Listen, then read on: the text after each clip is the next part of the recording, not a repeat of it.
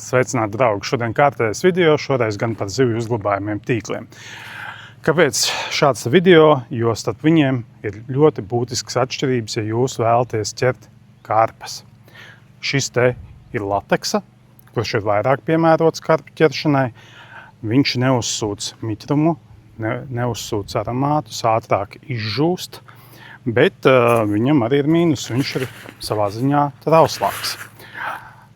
Ko es jums vēlos parādīt? Es jums vēlos parādīt vienu tādu būtisku lietu, kuru daudzi pat sportisti nezina. Kādā veidā jūs ātri varat atbrīvot zivis no šiem tīkliņiem. Jūs izvelkat, pietuvojat to sev vajadzīgo attālumu un izvelkat šos te riņķus cauri. Ja? Jūs varētu arī, šis ir 4 metri, ja es šo te varētu vēl saīsināt īsāk, jūs izceļat ārā, uzreiz zivis iebarat iekšā. Tādā veidā jūs maksimāli maz zaudējat ūdens svaru, ja jūs esat sacensībās, kā arī jūs netraumējat zivis, jo viņas nav 4 metrus šādi te jācelā un jāgāž ārā. Ir tīkliņi tādi kā šis, es jau esmu izvilcis šo te riņķi cauri, kuriem ir šādi te rokturi.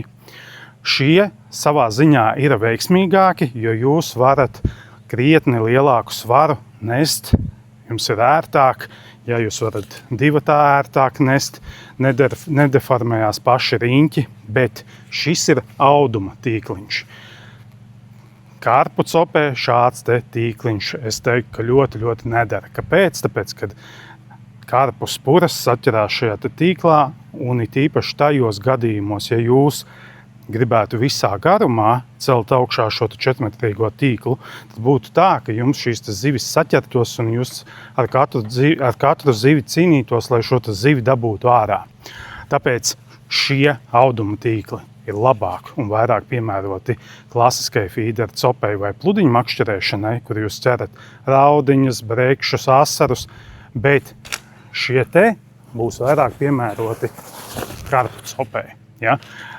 Es ceru, ka šis video jums ir ļoti noderīgs un noderēs tam, lai jūs varētu izvēlēties savam makšķerēšanas stilam atbilstošu tīkliņu. Paldies! Čau!